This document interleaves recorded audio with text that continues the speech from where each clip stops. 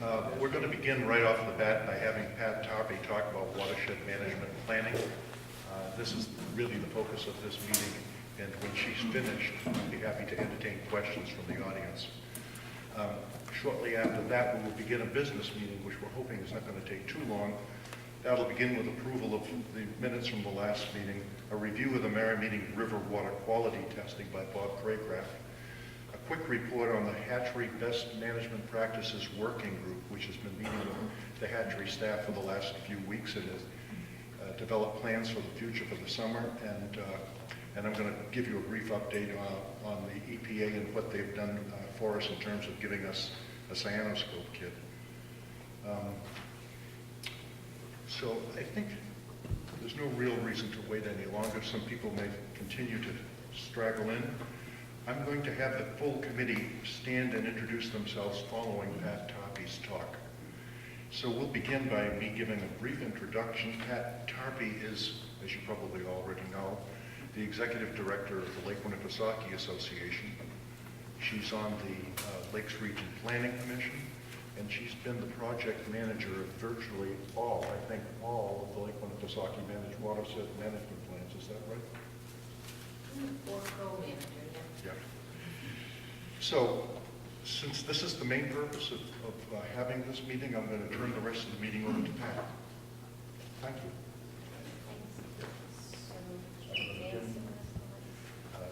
Senson's going to advance them for you. I'm going to turn the lights down. The first one. Good enough? Yep. All right, well, hello everyone. Thanks for having me. You can go then. So we'll just start with the basics since we're talking about watershed management plans. Many, if not most of you, are probably familiar with the term, but what is a watershed? It's basically the area of land that drains to a particular water body. So you can have watersheds of all different sizes. You can delineate a watershed for a pond, a lake, even a puddle if you wanted to. So this is the Winnipesaukee River watershed, and it encompasses 21 towns total. And if you look at just the Lake Winnipesaukee watershed, which stops at Paugus Bay down here, that's 16 towns, but there's 8 shorefront towns, and then the other 8 make up a very much smaller area of land within the watershed. But as you can see, it's quite large, so it's a challenge on trying to protect the water quality of Winnipesaukee. And we have been using what we call a sub-watershed approach. So we work with smaller number of towns for just their particular area of the lake that they have concern with. Next slide. Oh. So hit it one more time. And so this is the area you're concerned with, the Merrimeeting Lake River watershed that drains and flows into Alton Bay. And so it's great that you're being proactive about this.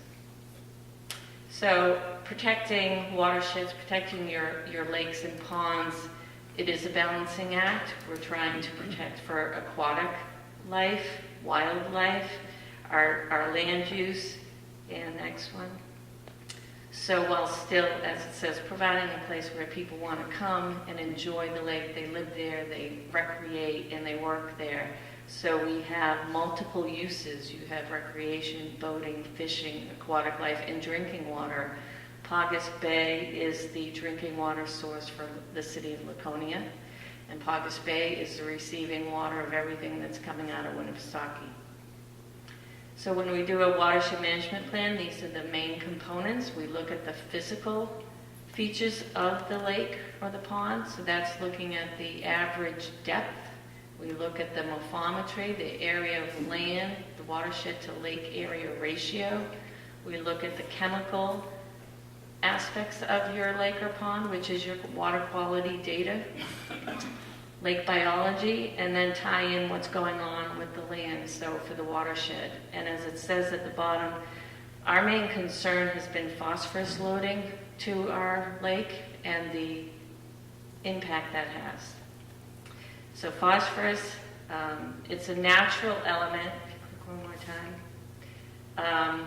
It's a nutrient that's needed for plant growth, but it's in your DNA structure. It gives your bones strength, so it's not a bad thing. In the environment, it's present in small amounts. And then as your phosphorus increases, the amount of your plant growth, algae, etc., will increase. So this is a classic study that was done in the early 70s up in Canada, and to prove that phosphorus was the issue in causing the algal blooms, they put this apron across this lake and divided it in two. And they added carbon and nitrogen to the top side that you see there, and then carbon, nitrogen, and phosphorus to the bottom half, and it turned green. So phosphorus is the limiting nutrient in most cases in freshwater systems. So we have an aging process of lakes, which is quite natural. Lakes over time gradually fill in, and depending on the size of your lake, determines the amount of time. That's your natural eutrophication process is what they call it, and normally it will take tens of thousands of years. So Winnipesaukee is approximately 14,000 years old, but it's considered a young lake as far as productivity goes. So it's a ligotrophic. But when we have human activities, human land use development changes, we speed up that process. That's called cultural eutrophication, and that can speed it up quite a bit, as it says, tens to hundreds of years quicker to go through that. Phosphorus, again, as we said, is a nutrient that promotes plant growth. So I'm sure you're all familiar. There's milfoil, there's algal blooms, and now we've had a lot more concern with cyanobacteria. And increased levels of phosphorus may, I'm not saying it will, but it may result in a decline in swimming, fishing, boating. Cyanobacteria is a health risk, decline in property values, and increase in public expenditures. On the lower right corner, that's Wolfeboro Bay, that's their milfoil mapping. And for those who may not be aware of it, the town of Wolfeboro for the last 5 years has voted and approved to raise $200,000 per year just to combat milfoil. So they've spent over $1 million already on just that one problem. And the photo on the left is from a cove off that flows into Paugus Bay, that's Pickerel Cove, that has a tremendous milfoil problem. Again, property values. So from a study in Maine that they did, it said a 3-foot decline in water clarity might decline property values by 20%. So decline in property values, that doesn't affect just that one property owner, it affects the entire town. The town needs to raise the same amount of money to meet its services and expenses. That means the tax rate goes up if your shorefront property values are going down. And then, so it says with property rights comes property responsibility. Shorefront property owners can be considered kind of the first line of defense as well as the last line of defense, in my opinion. And so this isn't just from studies. Back in 2010, the Union Leader did have this article about the milfoil was sinking properties along Winnipesaukee, mainly up in the Wolfeboro area. And this study on the left was done in 2007.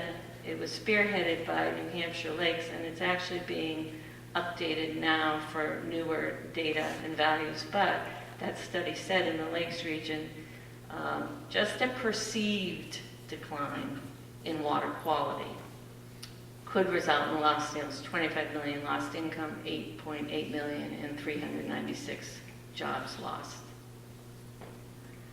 So forested watersheds do an excellent job at protecting our water quality. Click again. So, as this says, studies again have found developed watersheds contribute 5 to 10 times more phosphorus than undeveloped. Forests, intercept the rainfall, they absorb the rainfall, they slow it down through the forested condition rather than, you can imagine, a paved roadway isn't slowing down any stormwater. So why do we develop a plan? Because we care about the lake, we care about protecting our investment, as well as, our enjoyment of what we have. So state standards, and if your lake doesn't meet the state standards that we now have, you are required to, you can be penalized for that. Next one. And these are the state nutrient, New Hampshire state nutrient criteria. Again, an oligotrophic lake, which is a young, low productivity.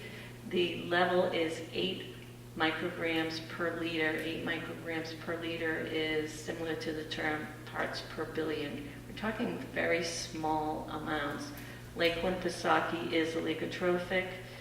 Merry Meeting Lake is oligotrophic. I'm not sure what some of your downstream lakes and ponds from that are, but these are the levels that we want to keep our water bodies below in order to keep them healthy and clean. And so in doing a management plan, you have the opportunity to set targets for what you want your goal to be for your levels of in-lake phosphorus. That's one of the things that the stakeholders have input. You can set your goal to reach the state standard of 8 micrograms per liter if you're below that. You can set it to maintain at your level if you're below it, or you can want to improve it, even be more aggressive. But if you're above whatever level you're at, oligotrophic, mesotrophic, you're impaired, and then you're required to bring it down. So again, why develop the plan? You have a water quality issue, a classification, whether it's impaired, you have issues with cyanobacteria, maybe you have anoxic conditions, low dissolved oxygen. And so what a management plan will do is it will analyze that situation and then develop an approach for addressing those problems. And you need, obviously, to make informed decisions, so you need to know what your current water quality is, which you probably have a good handle on, I think, for this watershed. But you need to know how much, and this is how much do we pee now?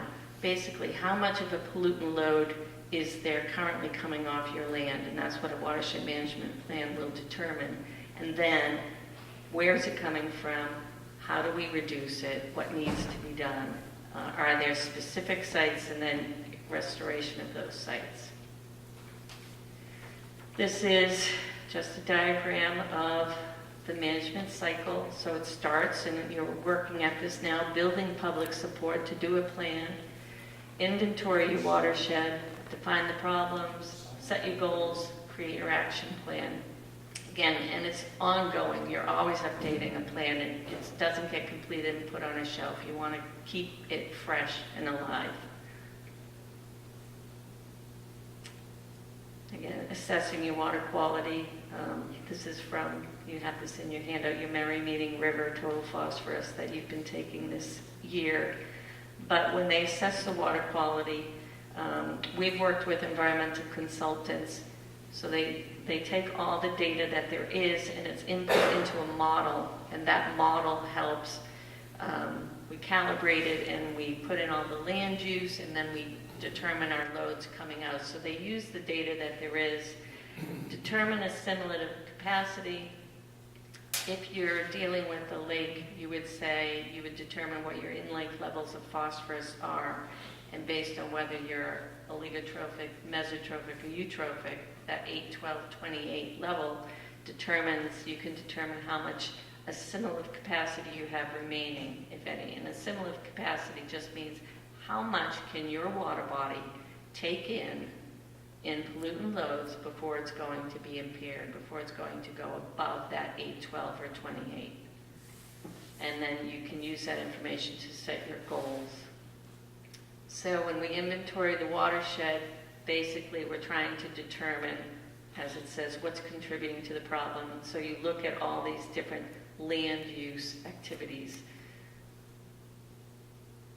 Sources of P, so in a phosphorus budget, and this would go into your management plan as well. There are natural sources, as I said. Phosphorus is present in your environment, but in small amounts. So it's in your soil, but it sticks to soil particles, to the surface of soil particles, which is why erosion is a big deal. Now, erosion's a big deal for your fish population, for filling in, but it brings in phosphorus as well to your lakes and rivers. So, and you have, from your atmosphere deposition, you can't really do anything about the phosphorus that's coming from the air.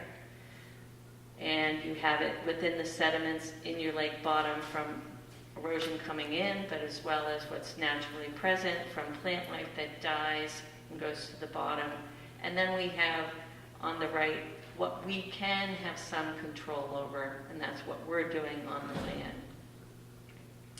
So this is a map of the Winnipesaukee River Basin sewer lines. So basically this is up here to show most of Winnipesaukee, and probably where you are, is not sewered. So you have individual septic systems, and they are a source of phosphorus. More important than phosphorus to me would be nitrates, bacteria, and the pharmaceuticals that can be coming in from a failing septic system. Erosion, I mentioned, and why? Because it brings in the phosphorus.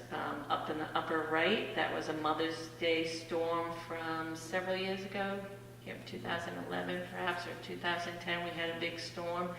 That's up in Wolfeboro. On the left, that is Gunstock Brook in Guilford, and the entire slopes of the bank has come off. And that actually is under a project right now with DES to have that fixed. But that contributes a tremendous amount of sediment load into Sanders Bay.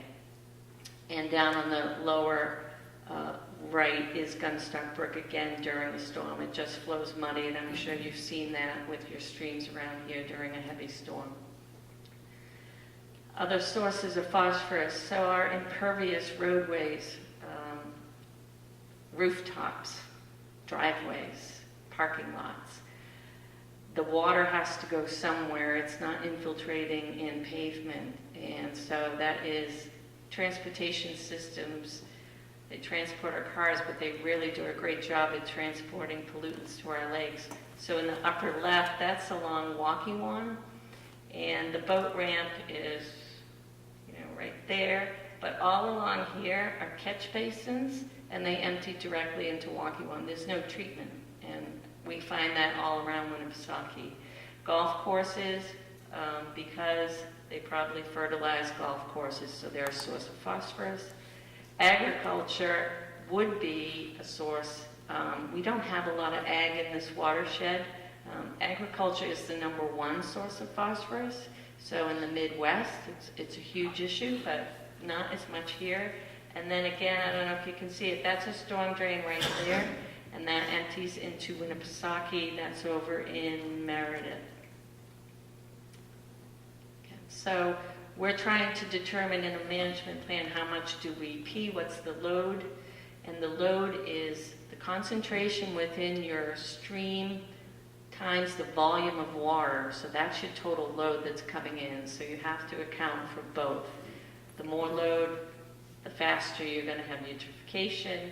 As it says, landscape change causes more load, human activities cause more load, and we're trying to maintain a sustainability, reach that. So where our activity doesn't speed up that process of lake aging faster than its normal rate. Again, once you've inventoried, you've assessed your water quality, you've inventoried your watershed, you've done your modeling, then you develop an action plan. You determine the priorities. The stakeholders are the ones who do this with recommendations, usually from a consultant.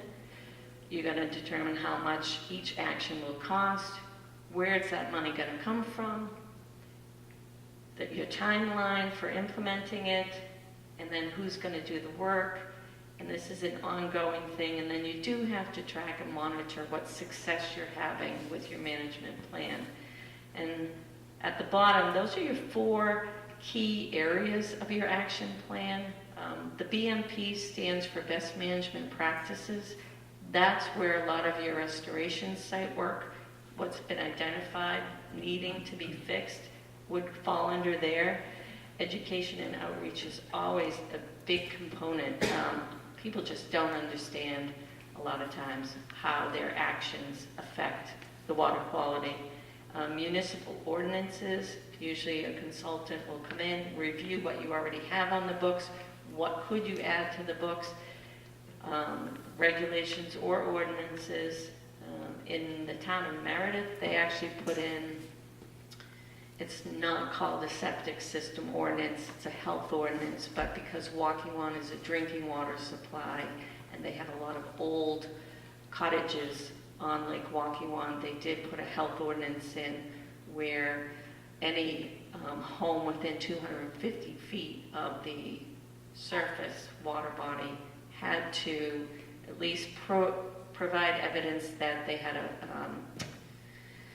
approved septic system. So they have a lot of septic systems that were pre-1969, and there's nothing on the books at the state, nothing on the books at the town.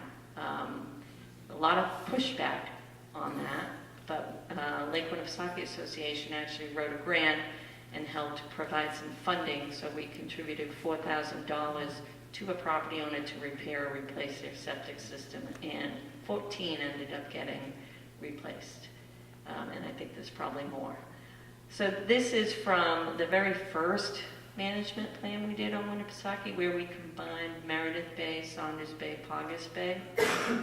And this modeling here, so this is the total load that was estimated, and what you may or may not see, the 5,600 pounds, the orange, that's from the developed land.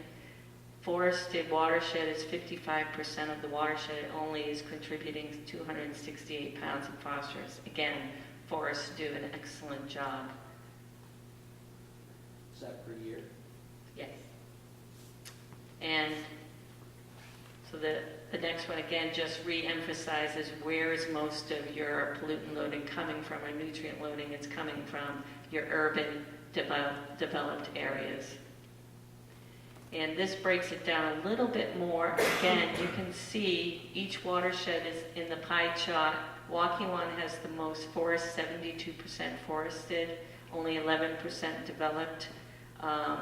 And then where they are on the load, but again, developed land is really where your load's coming from, even though each of those were at least 50% forested. So how are we going to limit or reduce our phosphorus loading or pollutant loading? You're going to implement those best management practices. You're going to not use fertilizers, low impact development practices, vegetated buffers, again, forested along your streams, wetlands, and identify, mitigate sites in need of restoration. This flyer over here was developed by the town of Meredith to address their phosphorus issues, and the entire town went to a non-fertilizing base, so all their parks and rec embraced that as well. As I said, education is key. So you can have all different kinds of signs. Down here on the right, I think this was something done by Don Kretschmer over in Lake Wentworth. He did this as part of a school project with his daughter, and they just took fertilizer, put it in a jar, and left it in the window for 2 weeks, and they turned green. And then he had lake water with no fertilizer. So just showing, yeah, fertilizer is turning your lake green. And again, as I said, you don't know what you have till it's gone. So we have really good water on Winnipesaukee. People come from all over the world to vacation here, and it's considered pretty pristine, even though I know people who have lived here all their lives notice the problems that are coming up now, but overall it's still relatively healthy, and we want to keep it that way.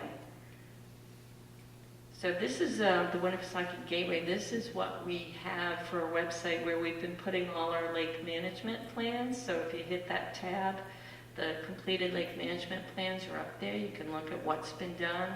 We have the monitoring data for Winnipesaukee under the monitoring the lake tab. We have Waukee-Wannstatter up there, Kanasaka. I'm not sure if we have Marinating Lake yet, but we've been trying to add the lakes and ponds within the watershed as well to get it up there. So, check it out, and that's all I've got.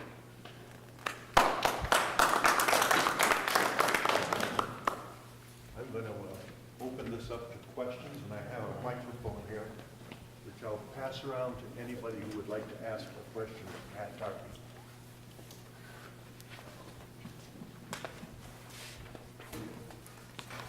Pat, you mentioned the decline of lakes from allotrophic, had trouble with that, to Oligotrophic, the natural aging. natural aging. Are there examples you can give us of lakes that have reversed this process locally? Gone from a bad situation to a less bad situation? Well, I can give you a little history of, say, Lake Winnisquam. And this was back in the 60s. So Lake Winnisquam in the late 60s was pea green. And it was pea green because Laconia had their sewage was going directly into the Winnipesaukee River and going into Winnisquam. And there was a group, a lake association, Clean Waters Association at the time, and they sued the city of Laconia for this issue. So I think it was only getting primary treatment, but not tertiary treatment. But literally, it was pea green, and there's a video of it, a documentary, which is excellent if you haven't seen it. But they sued, and they got the EPA involved, and that was how the Winnipesaukee River Basin sewer line came to be. And it was the first, I don't know if it was the first project, but they were the first ones to receive, I believe, an EPA environmental award for this. But within 2 years of that sewer line being established and working, Winnisquam cleared up. So that's an example of just, sewage and how that can affect it. I think and Bob, maybe in the southern, some smaller lakes in the southern part of the state have gone from oligotrophic to eutrophic within 20 years. And I don't think they've been able to bring it back yet, but they're working at it. An example of a lake that has shown improvement where there's been watershed management plan and then some federal and state money for putting in best management practices is Babuzik Lake down in the towns of Amherst and Merrimack. And that lake has shown some improvement. They had septic issues and got a community septic in and some other things. So there are some cases, and there's still room for improvement, but things have been improving. Pat, at the beginning you talked about the state limits for the 3 different phases of the lake, and you kept saying you have to fix it if it's over that. Who's you? In this state, as you know, the lakes are owned by the state. Right. It's a good question because I don't know how they're going to enforce it. Yes, but the state has said that they can impose certain penalties or whatever from an impaired status, but how they're going to enforce it, I don't know. And it seems like they directed that to go to the town's responsibility, but I don't know. Pat, in areas around the Great Lakes, I know in the Midwest, one of the main problems is runoff from agricultural land. Yep. And there they've addressed the problem by bringing in agriculture extension services to help retrain farmers on how to properly till the soil and build barriers between fields and waterways and things of that sort. Have you had any experience to date with any of the management plans that are going on around the rest of the Lake Winnipesaukee watershed dealing with agriculture extension service? No, not as for agriculture. We work with UNH Cooperative Extension to address landscaping. So in March, the end of March, we held a 2-day training for landscapers for them to understand best management practice and what they can do. Belknap County Conservation District is the entity that deals a lot with the agriculture aspect. So I know that in Samberton they've had some ponds on farms that have been green, and so they work with those farmers to implement best management practices to improve what they're doing. So they work with horse farmers, manure management. So really, it's the Conservation District is a very good source for that. Anybody else have a question? I have another question. Okay. So you talked about the importance of having the public completely behind you in this endeavor of developing and implementing a watershed management plan. And we're at the very beginning stages of this, and yet we have a number of volunteers that are working almost on a daily basis, in some instances, in working groups looking at water quality in the river and working with the hatchery with best management practices. Could you tell us a little bit about what happens and the need for volunteers when you get to the actual implementation stage of a watershed management plan? For implementation, Yeah, like you mentioned public education, and I imagine you use a lot of volunteers to outreach the public. so where we have had a lot of success in that is for the Waukee-Wong Watershed Management Plan, which we just completed last December. There is still a Waukee-Wong Watershed Advisory Committee. So usually during your management plan, you will establish an advisory group committee that participates throughout the planning process.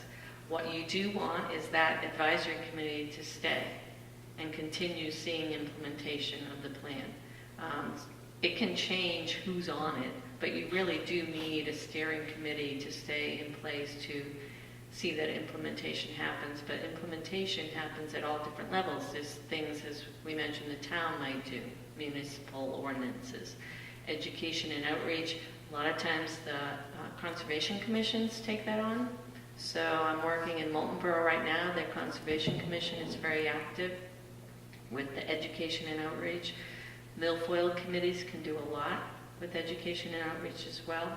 And then for implementation for on-the-ground projects, usually that's either the town puts it in a capital improvement plan for funding the DPW. You want your DPW involved on your committee. Wolfeboro DPW is very active over there implementing stormwater improvement projects. And you can apply for grants to get some of the more expensive things done. So it's a variety. Anyone else? Yeah, Ron. I was going to say, you could probably hear me. When you talk about the development aspect of around the lakes, I mean, I've lived up here for 30 years, but I've been coming up to Winnipesaukee for vacation since the early 50s. And I would always be amazed. I'd see land that I think, boy, no one could build on that. And then a year or two later, there's destruction going up. But to get to my point, there's so much development around Merrymeeting and Lake Winnipesaukee, of course. And you talk about impact of where people live. How do you fix that? I mean, so many places are right on the water. Okay, if the septic system is okay, is there a problem with that, and is it practical to even address it? Is there a problem with so many residents and so many kids so close to the water? Well, so we have a lot of, or we've already had a lot of tear downs and rebuilds. What we do see a bit on Winnipesaukee, I think, is people with a lot of money can afford to pay a fine. And so they end up building what they want to build, and they just pay a fine. So that's can be an issue. Septic systems, old septic systems might be okay, but a lot of times, and we have found this when we've done our inventories, property owners who come and only vacation here, they come from Massachusetts or somewhere else, and they have a sewer, they're on sewer back in their town and wherever they live year-round. Some of them automatically think they have that up here. A lot of people aren't even aware they have septic. I live in Guilford, and we have an area of Gunstock Acres, and they receive what's called a sewer and water bill, but it's only a water bill, but it says sewer and water, so they kind of think they're on sewer. So again, education outreach is a big part of it, but I'm not sure I answered your question. Well, I'm not sure you can. I mean, you can't reverse the growth that's there, No. and it's even hard to slow it down other than with ordinances. So I just was curious, is there anything you can possibly do to encourage those people to do whatever they might need to do? It just doesn't seem realistic, unfortunately. Again, I think it is a lot of education, which is a huge endeavor. Some people just don't understand the impact they have. So perhaps if you can reach those people, and how do you reach those people is another challenge. How do you get one-on-one would be great, but how do you get access to a lot of these lakefront homes? Are they the biggest problem? No, not necessarily. It really is a watershed issue. It is everything that flows off the land and into the lake. It's not just the shorefront. Any other questions? Well, Pat, thank you very much for coming and giving us that talk.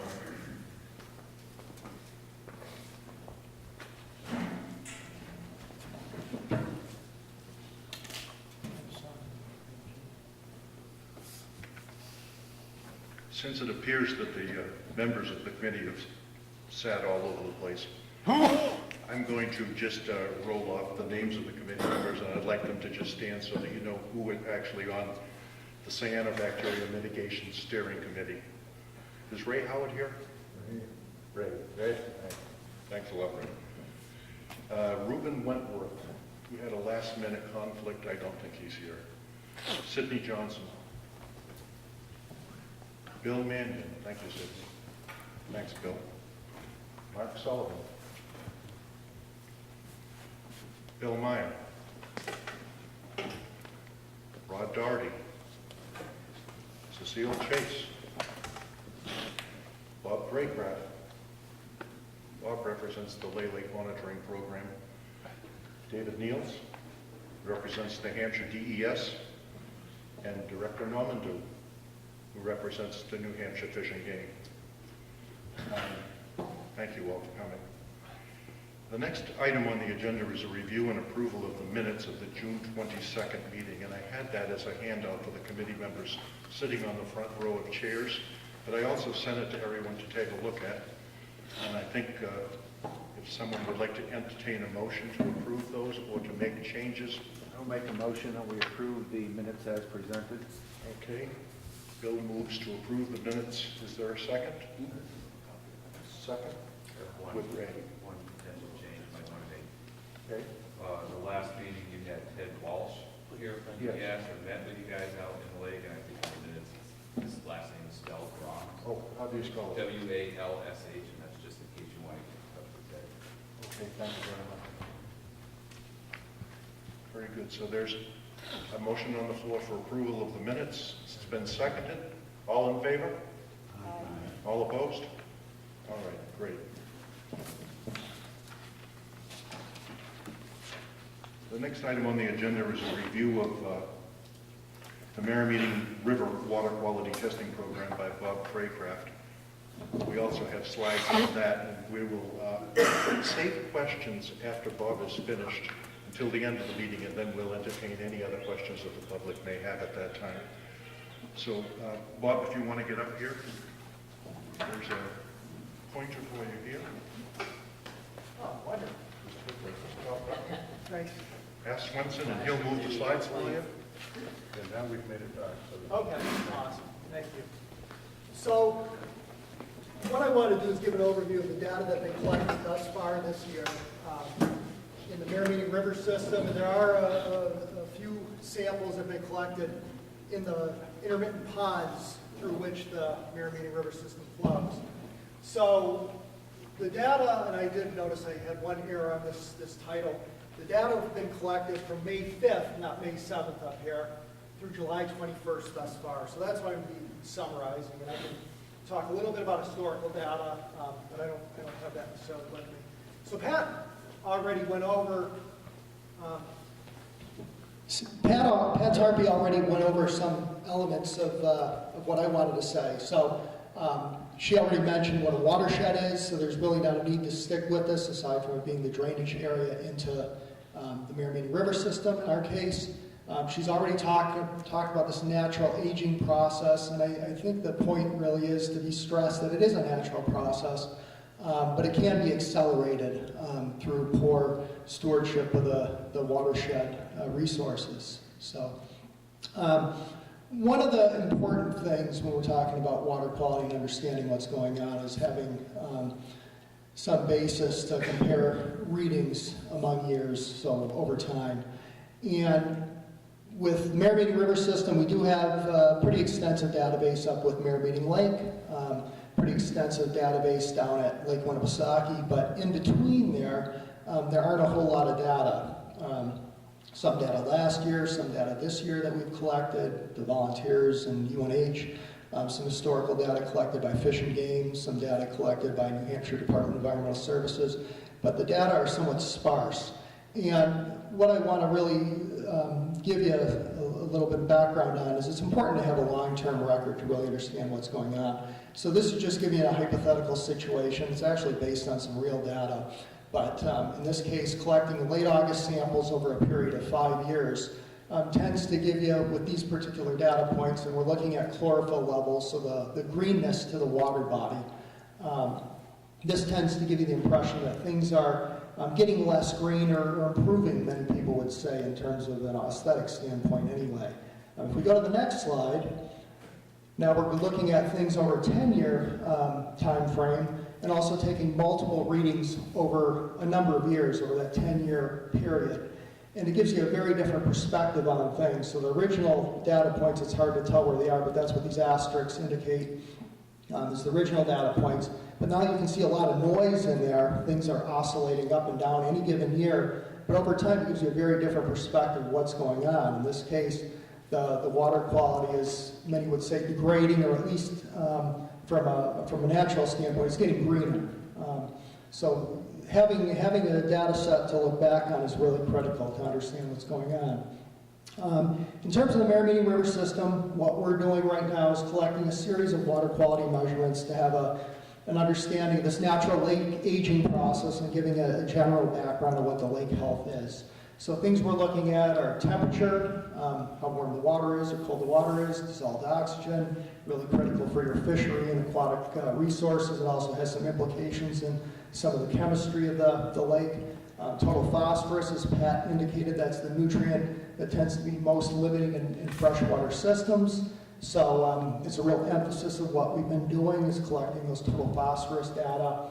Specific conductivity we're measuring, so the capacity of the water to carry an electrical current, which will reflect salts, both road salt runoff and other dissolved materials that are coming into the water, which could be fertilizers or septic leachate, a number of different things, but largely road salt runoff. Turbidity, how much particulate matters in the water column. This could be algal cells, so the growth in the water column. It can also be silt particles or sediments. As Pat was saying, the nutrient phosphorus tends to be really sticky. So when you're getting a lot of sediment coming into the lake, it oftentimes is associated with a lot of nutrients, or at least phosphorus coming into the lake. So the turbidity measurement will help at least reflect how much of that particulate matters in the lake. Give you sometimes it's correlated fairly well to phosphorus, other times it's not quite so much, but it's a good surrogate at times. pH, so how acidic the water is, we measure. It has implications for aquatic life and other things. Alkalinity is your mineral buffering capacity, kind of like we take a Tums tablet if we have an upset stomach. There's natural mineral in the lakes or stream river system. We're measuring Secchi transparency, which is, I have an image of in a minute, but it's your water transparency in the deeper areas of the water bodies, so in the lakes, the more impounded areas. The chlorophyll content, as I mentioned before, it's your growth in the lake. Chlorophyll is a photosynthetic pigment that's associated with green plants, so it correlates really well with the amount of growth. we're also measuring phycocyanins, so we hear a lot about cyanobacteria. We're the Cyanobacteria working group. So this phycocyanin is a pigment associated with cyanobacteria, so it's a way of tracking, at least to some degree, cyanobacteria populations in the water body. So I mentioned from an oxygen standpoint, it's really critical for a fishery, so it does certainly depend on what species you're talking about. Some things are more tolerant of low oxygen than others, but certainly you start seeing a shift in the species composition as oxygen shifts. So really critical, and we have some data to illustrate in a minute. Water transparency. So we lower down on a disc, and that's a secchi disc coming down into the water column. You look and basically until you can no longer see it in the water column. And it's really measuring a number of things, or reflecting a number of things. It reflects the sediment in the water column, so less you can see, the less clarity you have. Oftentimes you have more sediment. Also could be algae in the water, how much, again, that microscopic plant growth. Detritus is the dead or decaying material in the water column. Sometimes it gets stirred back up into suspension, but that also reduces how far down you can see. And also dissolved color, and that's just your natural color that you get from decaying vegetation. And you get a lot of that in Mirror-Meeting Marsh, so it is really useful to get those measurements, because sometimes the transparency will be heavily impacted by just the natural flushing of the marsh into like Lake Winnipesaukee near the mouth of the river. If we go to the next slide. So this is just an image showing me using the secchi disc off to the right-hand side. You can see in that image the water has somewhat of a green tint. Last year there was a algal bloom in Cyanobacteria bloom in Downing's Pond, so that may have been the type of image you saw, somewhat green tint, wasn't very transparent. We also use, to get the measurements, we use a viewing tube, which is on the left-hand side, but anyway, that emulates a snorkel mask just to minimize the impacts of sunlight and wave glare, so you can get a more representative reading regardless of the weather conditions. Pat already showed this image, but some years ago there was a study that basically proved that phosphorus was a limiting nutrient in our freshwater systems. I also have the image up from Lake Wentworth, Don Kretschmer. The good images do make the rounds among many of us. But as Pat said, Don's daughter was doing a science project, and interestingly took a number of different types of fertilizer, inoculated those mason jars, let the samples incubate. The sample to the left, as Pat was saying, that's Lake Wentworth water that didn't have anything added. Then each of these other mason jars had different fertilizer mixes. They had different amounts of phosphorus and other nutrients in them. So some are greener than others, but the bottom line is anything that had nutrients added had more growth, particularly when there was a lot of phosphorus. Again, reiterating a point Pat already made, phosphorus tends to be a limiting nutrient, also sticky, so it's transported by the sediment particles. So whenever you have bare sediments, soils exposed, you're increasing the potential for getting the phosphorus into the lake during the heavy storm events, particularly when there's a conduit for that water to run off into the lake or other water body. So what I want to do is walk through some data, and maybe I chose the wrong color scheme here, but what we're looking at is dissolved temperature first. So temperature readings, these are on July 7th. Some of these graphs, and I have a sequence of these that show different parameters that have been measured.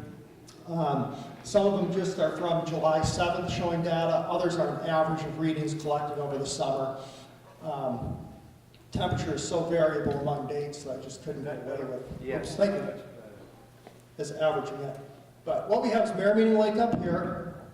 Way over to the left is going into Winnipesaukee, Alton Bay. So Mirror-Meeting River is coming down, flowing through Marsh Pond, down here through Jones Pond, down here through Downing's Pond, and then going through the entire system here. We also have water coming in from Coffin Brook, which is part of the Mirror-Meeting River system, but a separate, fairly large sub-watershed. So again, talking about watersheds, those drainage basins. We're interested in the Mirror-Meeting River watershed, but we can also partition it into smaller parcels.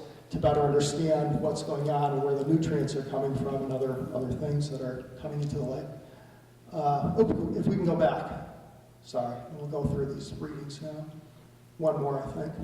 Okay, so temperature coming out of Merrimack Lake. This is right below the dam. So, and I'm in metric units, so 22 degrees is about 7 degrees Fahrenheit. 22 degrees Celsius, rather, is about 70 degrees Fahrenheit. So coming out of Merrimack Lake, we're about 70 degrees Fahrenheit or 22 degrees Celsius. Down here, and this is right below the fish hatchery, and they do take water deeper down for the hatchery for the sustainability of the fish. The water drops off very rapidly as a reflection of where the water's coming from, then it jumps back up. So you do see some temperature fluctuations, and I mentioned it from the standpoint of deeper down in the lake, we do get some of the colder water, so that's why we're seeing some of these fluctuations among locations. Another thing with temperatures, aquatic organisms, the cyanobacteria, the algae, the things that make the water green, tend to oftentimes grow better as the water temperatures increase. We had a fairly cool start to the year, so temperatures were suppressed. Water quality, even though we had a lot of rain, a lot of potential phosphorus coming in through all that runoff, things were looking pretty good with the Merrimack River system. As far as I know, they still are. But now we're starting to see the temperatures rather elevate. So now is the time to really keep a close eye on what's going on. Things could change abruptly, but thus far things have been looking pretty good. But you can see there are some variations in temperature among points. As it comes through the marsh, it gets a little warmer. Coffin Brook's also a little cooler, so somewhat forested watershed up there, a lot of wetland complexes. So I think it probably gets some shading, maybe a little groundwater influence, but these data are really useful to help try to give us some background on what's going on. If we go to the next slide, again, it's a sequence of slides. Again, from July 7th, you can see water coming out of Merrimack Lakes, fairly high in oxygen, relatively speaking, about 8 units, or 7.9. It jumps way up below the fish hatchery in large part because that's colder water, so it can hold more oxygen. The oxygen holds at 8, comes down through the wetland complex, and as it comes out of Merrimack Marsh, there's a lot of organic matter in there, probably a lot of decomposition. We do see some of the lower oxygen concentrations as it's coming out into the town of Alton after it's gone through Merrimack River, probably part of a natural phenomenon. These samples are collected earlier in the day as well when oxygen tends to be somewhat suppressed. But we do see some changes there, and also in this Coffin Brook wetland complex, there are some of the lower oxygen concentrations. Not stressful perhaps to your warm water fish yet, but certainly we don't have cold water fish there, fortunately, but if we did, they probably wouldn't be all that happy. If we go to the next one. So getting to total phosphorus, one of the things that's really the emphasis that's driving some of our work here. As water comes out of Merrimack Lake, and this is over the dam, numbers are really low. That's 4.3. These are in micrograms per liter, parts per billion, units of phosphorus. So really low, comes out, and then as it goes through this series of lakes down here, it jumps up quite a bit. Continues a little bit higher. We also get a big pulse coming in from the Coffin Brook watershed. These are in the 30s. And then it comes through, going out into Alton. It's still about 18.2 micrograms per liter, parts per billion. So that's, by lake standards, that's still a pretty high number discharging into the lake. But you can see there's some variation among sampling locations. And these are average values here from May 5th through July 7th. These data were collected and composited. So it gives you some perspective of what's going on. In the next slide, looking at it a little differently, here's the 6 different dates that samples were collected. And you can see in here, there's a gap. This is the Coffin Brook complex. We didn't start sampling that until the latter part of what we were doing. So some of that Coffin Brook is probably associated with just seasonal fluctuations, the higher numbers. But you can also see in here, earlier on I should also say, on the right-hand side, these are the dates.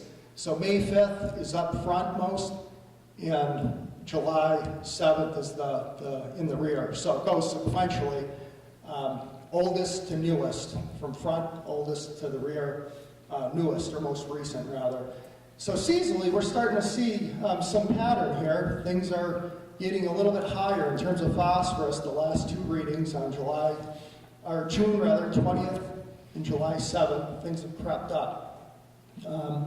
So the points I'm trying to make today are just give you some general idea of what we're seeing, as opposed to trying to draw any overarching conclusions at this point. So if we can go to the next one, this is specific conductivity, so your dissolved materials in the water column. So coming out of the lake, about 60 units, it holds at about 60, in through the initial part of the marsh pond complex. It drops down into the low 50s, going through Jones Pond and Downing's Pond. And there is a drainage basin over here, some side ponds and wetland complex that do have lower conductivity. So this water is coming in, this water is coming down. So there's a confluence of two different water sources there. So that might explain some of the difference in conductivity as we go along. Then it gets down here, creeps up a little bit. It's pretty high over here in the Coffin Brook watershed. Comes out here, about 63 units, and then it does creep up as it goes through Alton. And one of the big contributors to road salt, there's a number of things, as I mentioned, but one is, conductivity rather, big contributors to conductivity is road salt. So it is conceivable with the roadway infrastructure up here that some of this increase as we get closer to the lake could be the salt runoff. But there are some variations among conductivity readings in the system. Turbidity, that's your particulate matter. I will say all the readings we've gotten thus far for turbidity have been low. We haven't done any true storm event sampling, and that's when you're out there during an intense storm event, when you have the highest runoff rates, the most particulate matter. But we have been out the day after big storm events on a couple of days. I believe June 20th was one of them. And even after those big storm events, at least at the points we're sampling, and the points we're sampling here are the junctions of roadways to make it easy access for the sites. The turbidity has remained low among sampling dates thus far. We go to the next slide. Okay, so sampling locations. So we've already seen the data on sampling locations. This is just showing you a map with the sampling locations that I already showed you data for, but also now there's points. So the point for the outlet of Marsh Pond that's been shown all along is right here. Now there's an upstream site. This is the deep site of Marsh Pond. Now we're showing the deep site of Jones Pond and the deep site of Downing's Pond. So in addition to the data that have been collected at the roadway, and I kind of jumped over it, but all those roadway samples were surface water readings collected basically anywhere from 6 inches below the surface to a meter and a half, about a foot and a half, or not a meter and a half, a half meter, so about a foot and a half depth, depending on the sampling point. So surface water measurements. At the lake deep site, we do things a little differently. We will grab surface measurements, but the nature of the lake is such that things vary from the surface to the lake bottom. If we go to the next slide. And this is showing you a deep lake. So this would be something like Mirror-Meeting Lake, something like Winnipesaukee as you get out in the deeper waters of Alton Bay. You tend to partition into 3 layers in these deep lakes. An upper warm water zone, and there are these jargon terms over here, Upper-Limnian, Metal-Limnian, Hyper-Limnian, but just think of it as upper warm water zone. The scale down here is in metric units. So think of 24 degrees Celsius is about 75 degrees Fahrenheit, mid-70s anyway, summer water temperatures. So water's fairly uniform at the surface. You hit a zone of rapid temperature decrease, and then you get a bottom cold water layer zone down here if the lake's deep enough. I will say with the lakes we're working with, in terms of the Mirror-Meeting River system between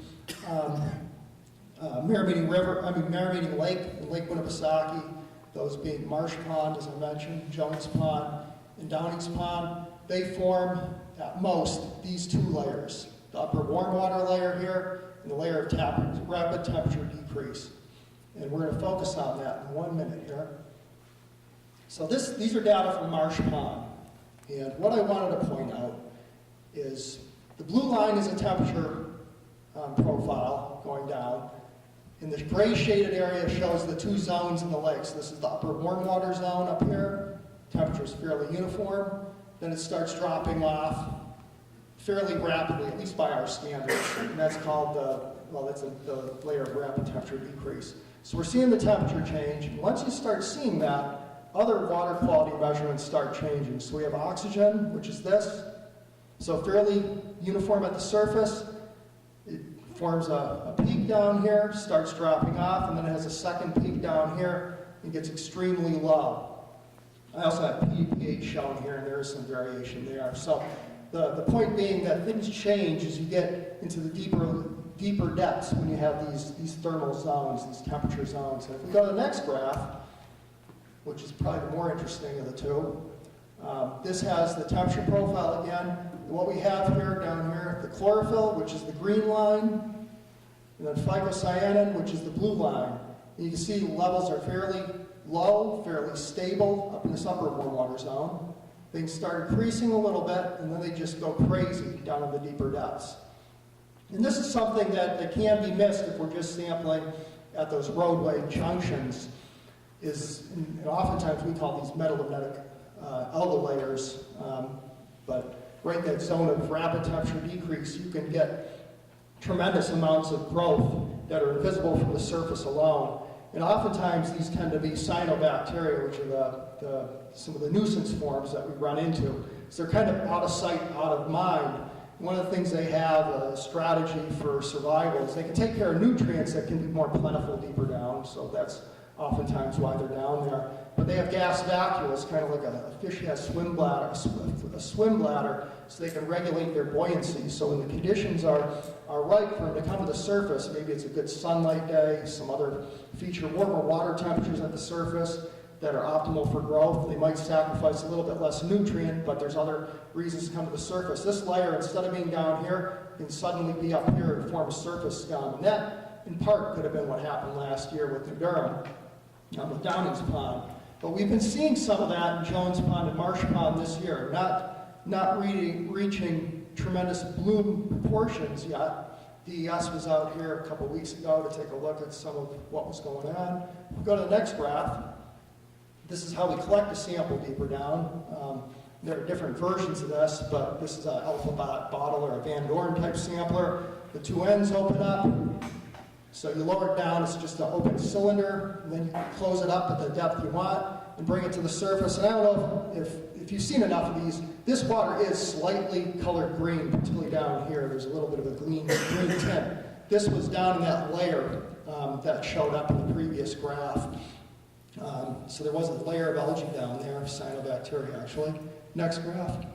These are the filters, so when we get back to the lab, one of the things we do is we take water samples and run them through fine mesh filters and analyze how much chlorophyll is on the filters. So we grab it in the field with a digital instrument, but we also do another reading back in the lab. But this is a sample from 0 to 3 meters.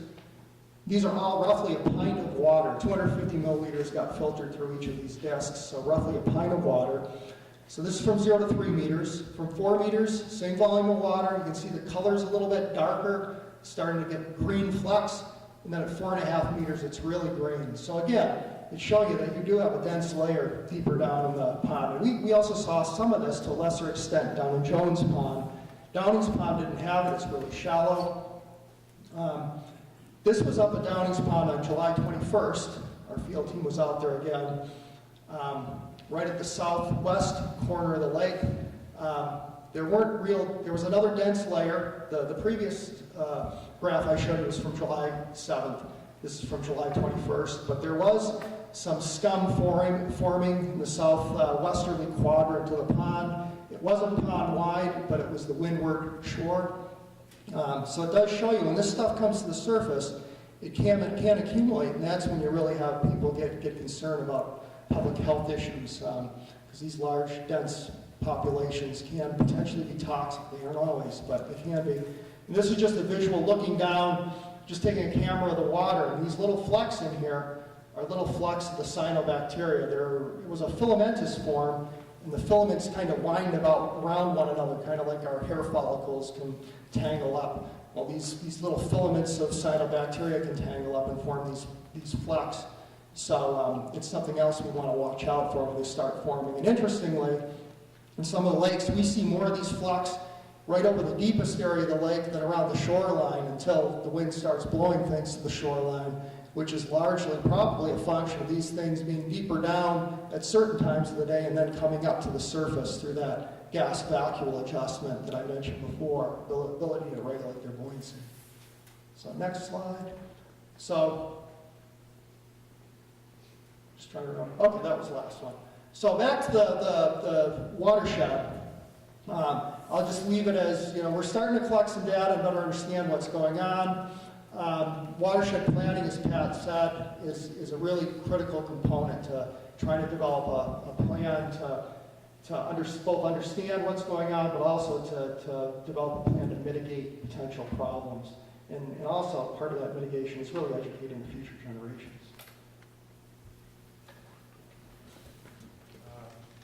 Thank you. I originally said that we were going to hold questions off, but I think that I'm not going to do that. While Bob is standing here, since there's a lot of information that I don't want you forgetting the question you want to ask. Simple question, how does the data compare to last year's data, the phosphorus? We saw some terrible statistics at our first meeting. Yeah, and I should also say these are concentrations of phosphorus. So Pat was talking about the loading. So that's the concentration times the volume of water coming through. And we didn't do those calculations. But in terms of raw phosphorus concentrations, the numbers we're seeing right now, they're starting to climb, but they're still not as high as they were last year. Last year they hit the 40 part per billion range roughly. We're right now in the mid-20s to 30 range, I believe, the last set. Yeah, mid-30s, many of them. So we're approaching there, but we're not quite there yet. It's interesting, though, that all through this river system, we have levels now that are conducive for blooms of cyanobacteria to take place. These are very high concentrations from a lake standpoint. I mean, it's kind of a hybrid system, being a river system, but with those interconnected lakes. But by lake standards, these numbers are quite high. Bob, even though the numbers are lower, did you take into account at all the flows that have changed? Or the poundage is a lot higher, even though the rates are lower. We've just now lowered the flow down to what I would call a summer flow. Yeah. These have not, and that could well be why we're seeing the early season numbers lower. There was a lot more flushing. I mean, when I was personally out collecting some of the samples below with you in fact, some of those times, but below the Meeting Lake Dam, the water was coming out of that spillway at a decent volume. And when I go out, just my professional judgments, this is not grabbing flow measurements with scientific instrumentation. I make a mental note of the cross-sectional area and the speed of the water coming through. It was flowing probably a cubic meter a second, so about 250 gallons a second, coming out of Meeting Lake up until recently, which is a decent volume of water coming through if you calculate that out to the day, which is a lot higher than it was last year. So some of these early readings may well have been a dilution factor from what was coming through. And now it's starting to slow down the flows, so if that continues, the drier weather, relatively speaking, one might expect those numbers to creep up like last year. Were any of the readings after July 15th? None of the data that I presented here are after July 15th in terms of the graphs. Yeah, before July 15th, there were 3 and 4 times the flow, so. Yeah. Yeah, we have some samples pending, probably be run tomorrow, but the latest data were July 7th that are in here for the phosphorus results. I want to just add here that David Niels from the DES is with us today, and he also is I call him an expert. He refuses to acknowledge that he's an expert, but he probably knows as much about cyanobacteria as almost anybody else in the state. So if after looking at Bob's data you have a question that involves cyanobacteria and Bob would like David to answer that question, he's here to answer it. Thank you. Do you have any idea why the Coffin Brook readings are so high? I know you just started sampling it, but even the water temperature seemed higher than, the rest of the system, and it doesn't really, seem like it should be that much difference. I mean, what might be influencing cost of work? I've only been personally out there twice. Those were data from July 20th, I believe, and then, not July 20th, June 20th and July 7th. And it was under advisement because it was a big catchment to collect some data there, so we've added it to our sampling regimen. It does seem like a pretty forested, there are some interspersed houses, some roadways, but largely seems like a lot of forest land, a lot of wetland complex. And wetland complexes are great for pulling out the coarser particulate matter, the silts, but at certain times of the year, some wetland complexes can be sources of nutrients with all the decomposition that goes on in there. So I don't have an absolute answer at this point. It is possible it's natural, but we'll have to look further into it. Are you talking about phosphorus levels coming out of Auckland Park? This is phosphorus was high, yeah. The temperature was high. It wasn't. Although the water temperature was lower than some points along the Mirror-Meeting Marsh system. But, the wetland complexes, if they're completely open, they have a lot of exposure to sunlight, so they do tend to warm up a lot. There is some shrubby material and some forest canopy in there, so that may be suppressing the temperatures relative to a lot of wetland complexes. And there could be some groundwater coming in, too, that would suppress it even more. But it is a forested area, so unlike some wetland complexes that get extremely warm, this one's a little bit cooler. Bob, on Coffin Brook also, the old dump used to be up there, and that could have some contributing factors. Those conductivity levels are pretty high up there relative to what we're seeing elsewhere. So, I was kind of wondering what the source of that may be. So that's something that may contribute to them. Pat had given me some models. She calls them quick and dirty models where you just click it on. And I was very surprised when I saw it, because they did say in the models that Coffin Brook would be worse than Merrimack River. They said there was a lot more farming, agriculture out there. But they were saying that was supposed to be 50 parts per billion. The Merrimack River was down around 20 to 40, I think. So the model showed it being higher. I can tell you that. And one of the things we do have, Google Earth is a great resource to take a look at the general land use patterns. They're pretty high resolution maps. There's other maps out there, so that's something certainly that can be looked into further to get a better perspective of what may be contributing to that up there. Yes? Bob, now that you're actively surveying this area, are you seeing milfoil? I haven't been into those shallow areas over in Winnipesaukee. But the whole stretch of this lower Merrimack River. Well, we're sampling those points via the roadway intersections, and we haven't seen a tremendous amount. I'm just trying to think off of Route 28. There's a little bit of milfoil in there we've seen.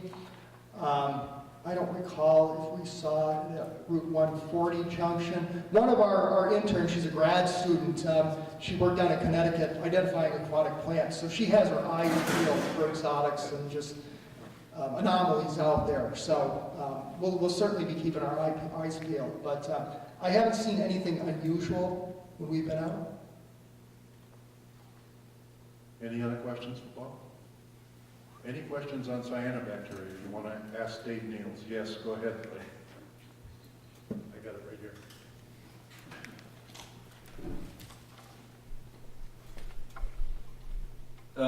One of the questions I have, when they have it down low, people are asking me, is it's safe to swim? It's down 3 meters below the surface. There's some floating in there. It's not enough. I don't believe they did come and inspect it. I never heard the results from DES, have you? Yes, it didn't come to the surface. It didn't come to the surface. So people are asking, should they be worried about swimming and kayaking? And the other question is, what about the fish? People are asking me, is it safe to eat the fish if you've got a active cyanobacteria bloom in the lower waters like we have right now?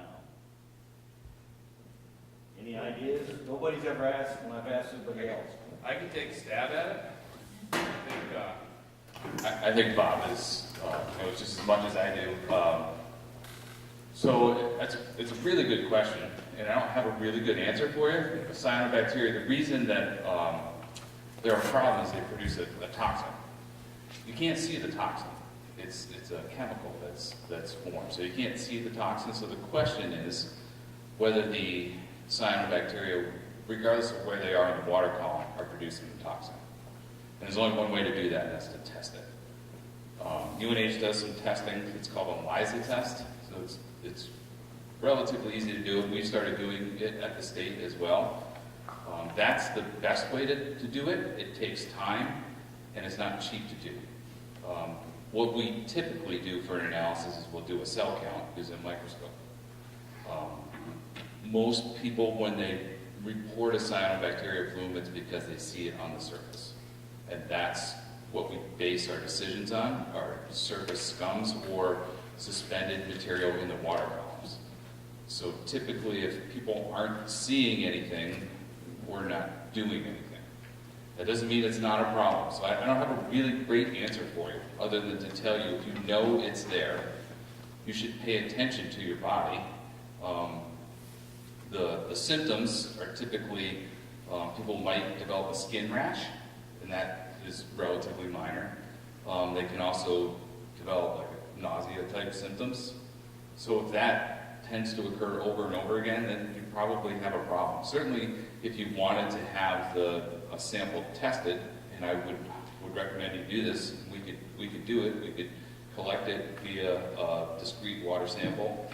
Like Bob was showing the bottle, we could freeze it, and then in the fall we could do that analysis for it. And then you would know. Now that doesn't help you tomorrow when you want to go kayaking or you want to go swimming. But that's sort of the best answer I can give to you is, if you see it on the surface, it definitely would not be swimming. If you see it suspended in the water column, it definitely would not be swimming.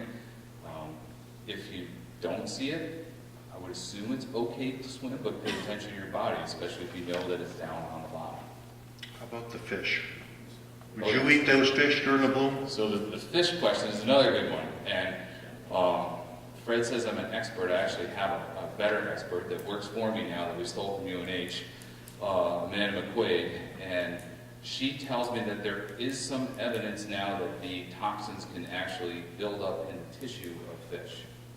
So I'm not sure how well researched and proven this is, but there's some evidence out there now that can be the case. Bob, you want to add anything? I don't know the specifics, but I know at UNH, Dr. James Haney, who's one of the lead researchers on the cyanobacteria up here in New England, they run some tissue analysis for cyanobacteria toxins. And one of the things as Dave said, it can be an expensive analysis, but it's a time-consuming analysis, and unfortunately, the samples tend to get held until we have a bulk run. So there's some data pending. But Dr. Haney has some students running some tissue analysis, and there are some detectable toxins in there. I just don't know what the levels are. I remember myself reading scientific papers where they find detectable levels of toxin in freshwater mussels, as a matter of fact. I'll just add that cyanobacteria is although Dr. Haney's been probably researching this thing for 20 plus years now, it's a rapidly emerging field.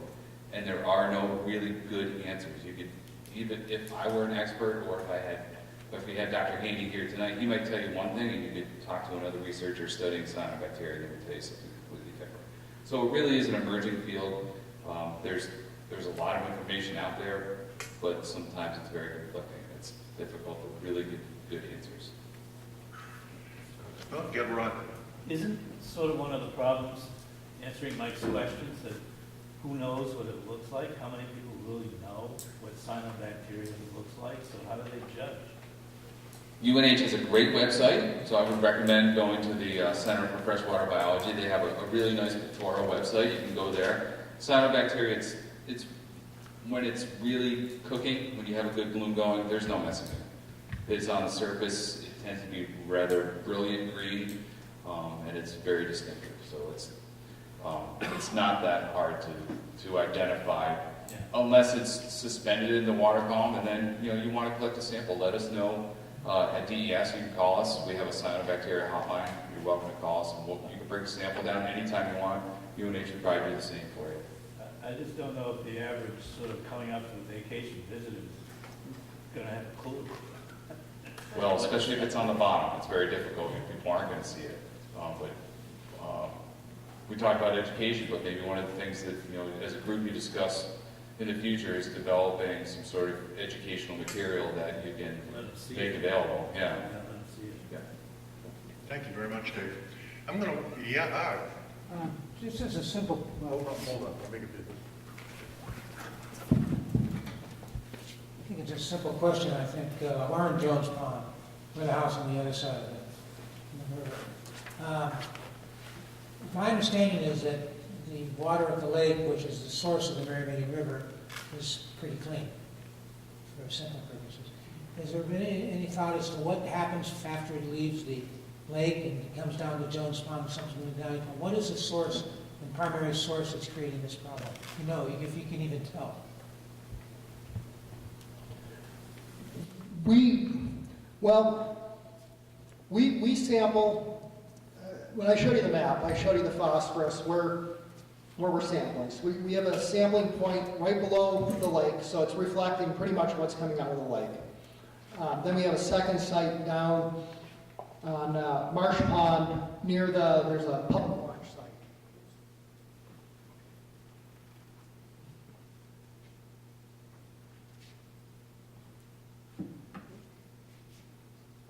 I can talk. Something went out. So those are the sites we have. We've also grabbed a few samples from streams coming in. I can't recall the name of what's the name of the pond that drains in there? We sampled.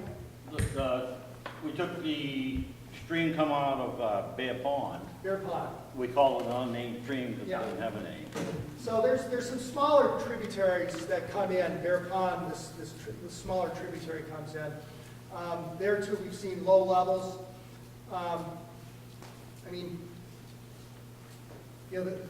Clearly there's the concern that the hatchery is contributing, which there is some data coming in, or some phosphorus coming in from that.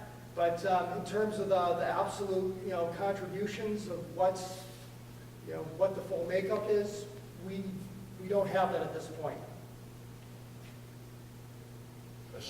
Especially confusing after looking at the spring runoff and seeing that it was coming in from tributaries everywhere, right? Yes. Yeah, I will say, when I presented those data too, one of the things we've done is some kind of a shotgun approach. So what I showed you up there was the more regimented approach of what we're collecting. The shotgun approach is some of the feeder streams. We're just trying to pick them up intermittently to see if we can flag anything that really stands out. And Coffin Brook certainly is one that is some higher numbers, which as Mike said, there's some modeling that shows that's what's predicted. I didn't look at the modeling in advance, so I was a little bit surprised by those numbers. But other areas where we've sampled the feeder tributaries, the numbers have been lower than what they are in the Merrimack River system proper. So we're looking for answers. Yeah, Glenn.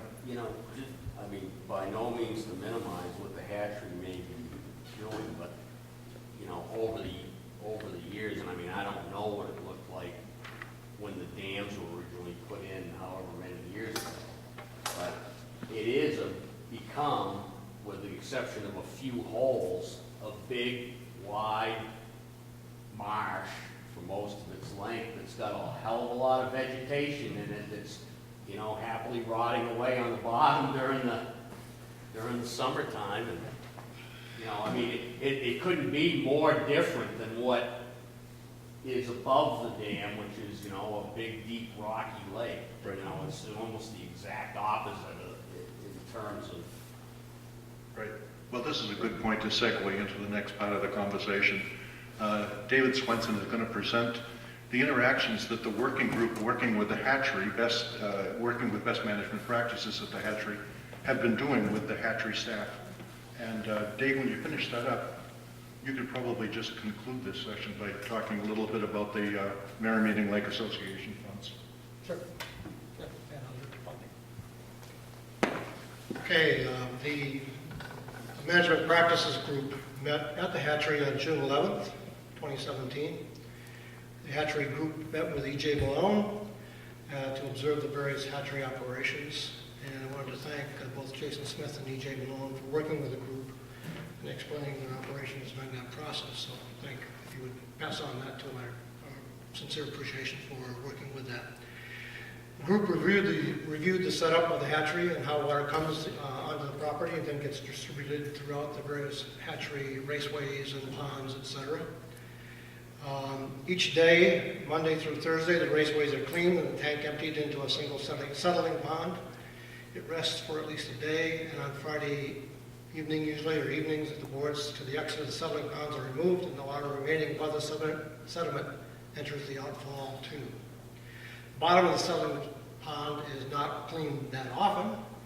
Based on the information we gathered, the sediment will be sucked into a 600-gallon tank and then transported oftentimes to Bickford's agricultural fields for disposal. At the outfall 2, observing the sample collecting station, EJ explained that this station collects a sample, about 50 milliliters, every 15 minutes for 24 hours, and each sample is mixed into one container from which a representative, they're all called mingles, so it's a representative sample of all that time, is taken to the lab for analysis. There are many other specifics that were outlined, and Fred did a great job in developing some of the minutes, and we extracted some of that information I just gave you. But our future activity, we're looking at in mid-August to visit 1 to 2 New England hatcheries to understand comparative hatchery operations, and then looking forward to, after that, deriving some additional questions, et cetera, that we would like to have answered as we compare that information. Any questions on that activity? Seeing none, we'll quickly go on to a very important area from my perspective, and that is the funding piece. We've had tonight significant information provided to us on the importance of a watershed management plan. Merrimack watershed plan does not exist at the moment, but this plan would be the basis for going forward for grants for mitigation, remediation, restoration, etc. So this plan needs to be developed. We would believe that it needs to be using additional professionals who are involved and experienced in this activity. The steering group preliminary research, based on what Fred and others have done, have indicated the cost will likely be somewhere in the $55,000 to $60,000 range. The collaborative that we have developed basically involves the 2 towns, Alton and Durham, as you know, but also there are 2 other entities that have significant impact in the Cyanobacteria resolution, that being the Lake Winnipesaukee Lake Association, very critical, and then the Merrimack Lake Association, even though it has very pristine water coming from it. So in working it through a little bit and thinking about it, looking at proposing a cost-shared responsibility for this required activity. This is going to be news to the other fellow selectmen, so I apologize for that, not being able to give you a warning, but we haven't had a meeting, and won't have one until sometime next week. But I will be asking the town of Durham to add $20,000 to the budget.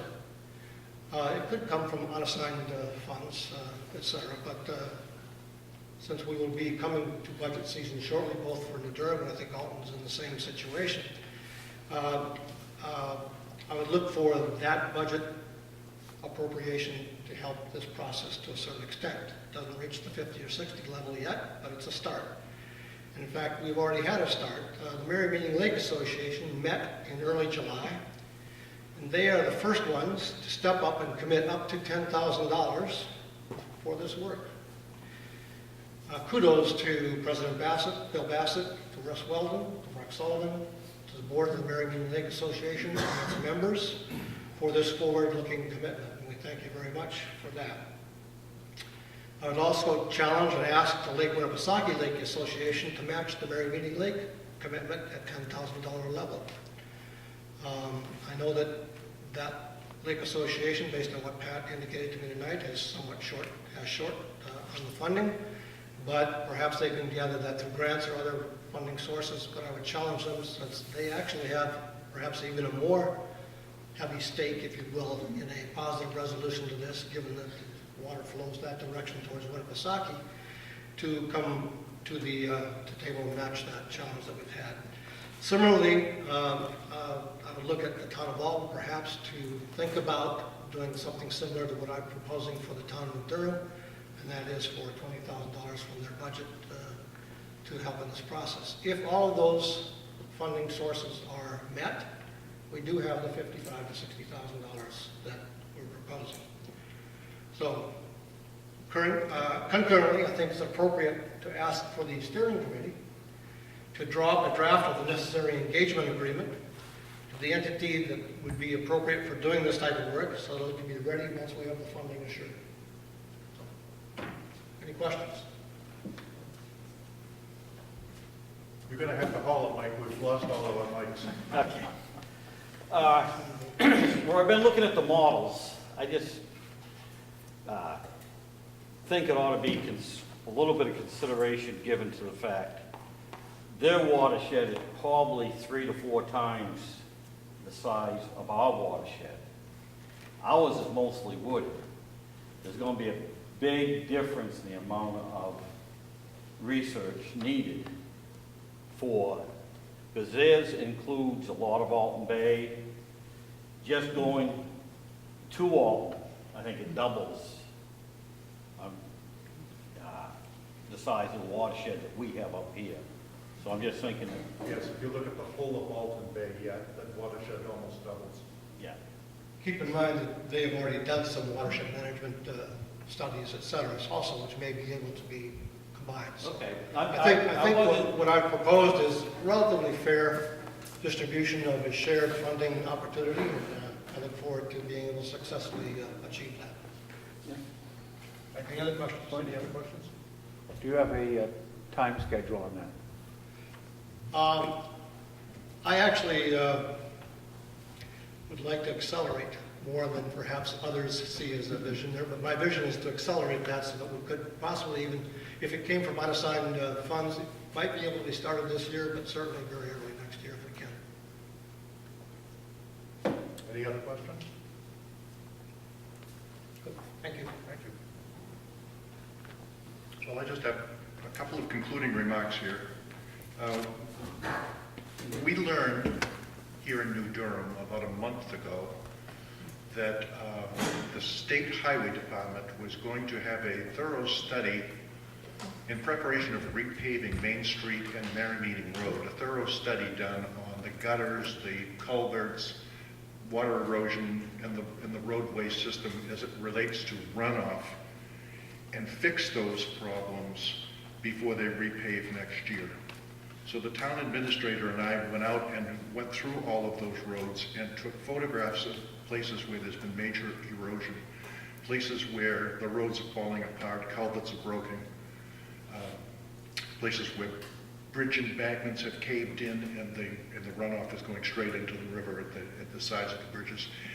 And those photographs, and as well as a discussion, has been relayed to the Department of Transportation by the town administrator so that they take that into consideration when they do all of their plans for this fall's fix-up of the roadway runoff problem. And finally, we were offered one of the Cyanoscope kits by the Environmental Protection Agency. About 80% of it has arrived at my home. We're waiting for the last 20% to come, and I hope it's going to all be present and up and going by the end of next week. That'll give us the capacity to be able to go out, sample anywhere in the system, and be able to look within an hour or so and identify whether or not there are cyanobacteria organisms growing in the water there. If Is there any other last remaining questions before I close this meeting?